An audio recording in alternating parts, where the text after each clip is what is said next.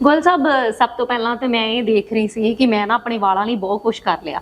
ਜਦੋਂ ਮੈਂ ਜਾਂਦੀ ਹਾਂ ਸੈਲੂਨ ਤੇ ਅਗਲੇ ਕਹਿੰਦੇ ਬੋਟੌਕਸ ਕਰਾ ਲਓ ਮੈਡਮ ਤਾਂ ਵਾਲ ਤੁਹਾਡੇ ਸਹੀ ਹੋ ਜਾਣਗੇ, ਨੈਨੋ ਪਤਾ ਨਹੀਂ ਕੀ ਨਵੇਂ ਨਾਮ ਆ ਗਏ ਆ ਮਾਰਕੀਟ ਦੇ ਵਿੱਚ। ਪਰ ਮੈਂ ਨਹੀਂ ਚਾਹੁੰਦੀ ਕਿ ਮੈਂ ਉਦਾਂ ਦਾ ਕੋਈ ਵੀ ਕੈਮੀਕਲ ਜਿਹੜਾ ਹੈ ਆਪਣੇ ਵਾਲਾਂ ਦੇ ਉੱਪਰ ਯੂਜ਼ ਕਰਾਂ, ਬਟ ਸਟਿਲ ਹਰ ਕੋਈ ਸਪੈਸ਼ਲੀ ਲੇਡੀਜ਼ ਜਿਹੜੀਆਂ ਨੇ ਉਹਨਾਂ ਨੂੰ ਇਹੀ ਹੁੰਦਾ ਹੈ ਕਿ ਸਾਡੇ ਵਾਲ ਬਿਲਕੁਲ ਸਹੀ ਰਹਿਣ, ਤੰਦਰੁਸਤ ਰਹਿਣ ਔਰ ਇਹਨਾਂ ਦੀ ਹੈਲਥ ਜਿਹੜੀ ਹੈ ਨਾ ਸਪੈਸ਼ਲੀ ਹੇਅਰ ਹੈਲਥ ਉਹ ਸਹੀ ਹੋਣੀ ਚਾਹੀਦੀ। ਉਹਦੇ ਲਈ ਆਪਾਂ ਕੀ ਲੈ ਸਕਦੇ ਹਾਂ?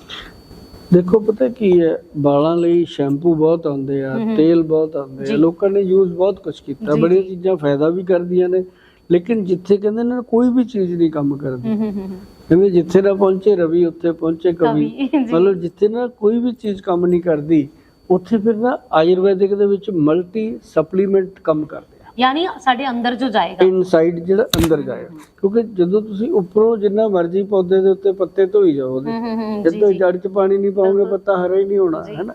ਤਾਂ ਇਸ ਤਰ੍ਹਾਂ ਨਾ ਕਈ ਲੋਕੀ ਵਾਲਾਂ ਵਾਸਤੇ ਕਰਦੇ ਆ ਕੰਮ। ਇਹ ਦੇਖੋ, ਇਹ ਪੂਰਾ ਹੇਅਰ ਦਾ ਰੂਟ ਦਿੱਤਾ ਹੋਇਆ ਇਹਦੇ ਉੱਤੇ, ਹੈ ਨਾ। ਇਹ ਹੈਗਾ ਹੇਅਰ ਇਫੈਕਟ। ਹੁਣ ਇਹ ਪ੍ਰੋਡਕਟ ਸਾਨੂੰ ਬਣਾਉਣ ਲੱਗੇ ਪਤਾ ਕਿੰਨਾ ਟਾਈਮ ਲੱਗਿਆ ਜੀ?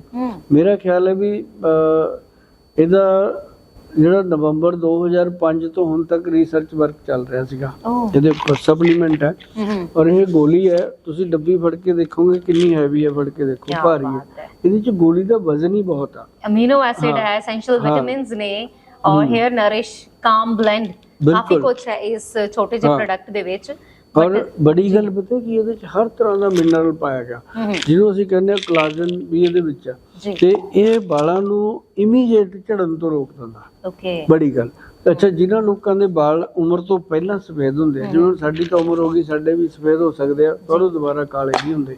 ਤਾਂ ਦੁਬਾਰਾ ਕਾਲੇ ਹੋਣਗੇ ਜੇ ਅਸੀਂ ਉਮਰ 108 ਸਾਲ ਤੋਂ ਵੱਧ ਜੀ ਲਈ, ਫਿਰ ਇਹ ਦੁਬਾਰਾ ਕਾਲੇ ਹੋ ਜਾਂਦੇ ਆ।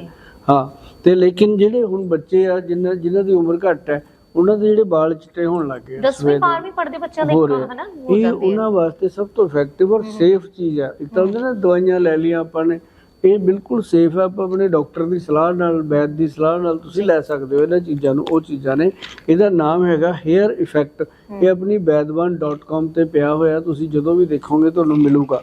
ਪਰ ਇੱਕ ਸਾਵਧਾਨ ਰਹੋ, ਅੱਜ ਕੱਲ੍ਹ ਨਕਲੀ ਬਹੁਤ ਚੱਲ ਪਏ, ਉਹਨਾਂ ਤੋਂ ਤੁਸੀਂ ਬਚਣਾ।